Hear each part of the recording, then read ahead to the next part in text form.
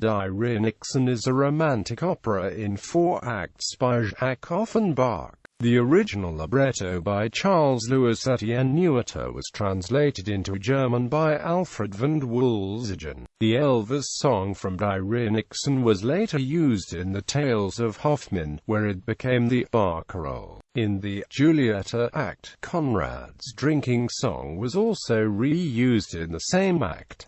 Performance history. The first performance was given in a truncated form on 4 February 1864 at the Theatre in Vienna. The first full performance was given in concert at the Quorum, Montpellier of 30 July 2002 with Regina Schorg, Nora Gurbisch, Piotr Bichala, Dalai Bajanus, and Peter Klavnus, and the Orchestre National de Montpellier, conducted by Friedemann, which was recorded. The first fully staged performance was given in Ljubljana by the Slovenian National Opera under Dieter Rosberg on 13 January 2005. Performances followed in Trier and at the Opéra de Lyon under Mark Minkowski later in 2005, and in Cottbus in 2006. New Sussex Opera gave the British premiere of the work, under the title The Rhine Fairies, in October 2009. Conducted by Nicholas Jenkins. Roles. Synopsis. Place in and around the castle of Franz von Sickingen, near Krasnik on the Rhine. Time. Hedwig's farmhouse. Peasants return from the vineyards near Bingen on the Rhine, singing of the fertility of the land. Gottfried leads a Thanksgiving prayer as they approach the house of Hedwig. Hedwig tells Gottfried that she fears for the safety of the lands. She curses war and worries about her daughter Armgard's melancholy frame of mind. Armgard sings constantly to conceal a hidden grief, and Hedwig recounts a ballad of the fate of young women who sang too much. By refusing to cease her singing, she gives her mother cause to worry that she too will succumb like the spirits in her ballad. Gottfried declares his love for Armgard, an attachment supported by Hedwig. Armgard is, however, unable to accept his devotion, as she reveals that Franz Baldung, her true love, has joined a troupe of mercenaries led by the violent Conrad von Wenkheim. Gottfried offers to help bring Franz back, but the peace is broken by the news that plundering mercenaries have attacked nearby farmsteads. The pillaging troops led by Conrad enter, singing of wine and women, along with Franz, delirious, having lost his memory after a blow to his head, and recalling little of his previous existence. Discovering that the soldiers have arrived on Armgard's name day, Conrad threatens to kill the family unless she sings for them. As Armgard sings, she notices Franz among the soldiers.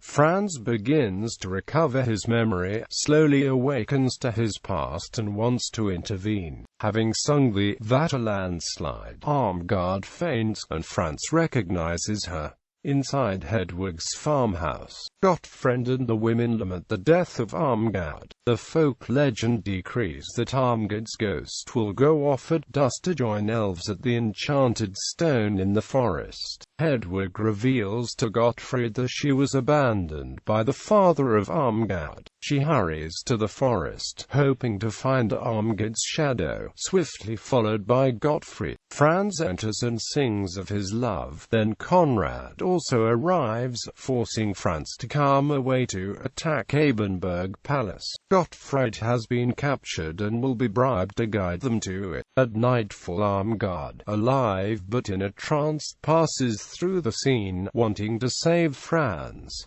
The Elfenstein in the forest. Rocks, waterfalls, pines, moonlight, elves and spirits dance and sing in the forest, where Hedwig appears. Armgard tries to pretend to her that she is a spirit, then hides. The men now arrive, expecting to be at the palace, and Conrad boasts of the licentious escapades of his youth. They then realize the trick Gottfried has played on them. He is tied up to be executed next day. Conrad is however sent into a trance by the song of the elves, and Hedwig cries out for revenge. Krasnik Castle surrounded by rocks, arms, gunpowder, cannons. Night. Soldiers prepare for an attack. After Franz has threatened suicide unless he sees Armgard, whom he thinks is now a fairy, she enters, explains all that has happened, and they're reconciled in their love.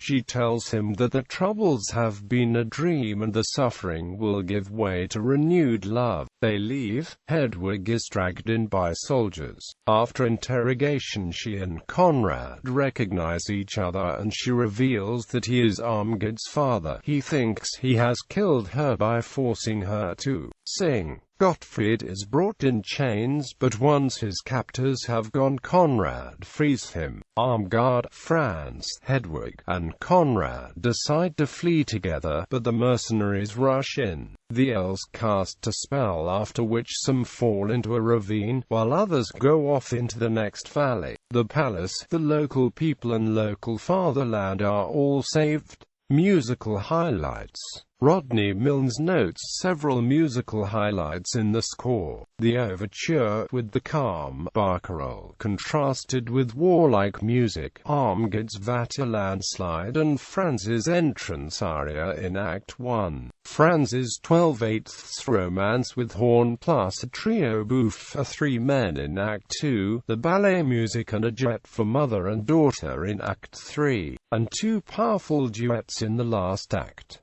The work concludes with a combination of the Barcarolle and the Vaterlandslide.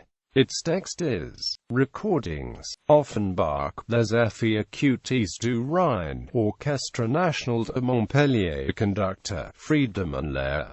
Principal singers Regina Schorg, Nora Gurbisch, Piotr Bichala, Dalai Bajenis. Recording date 2002. Label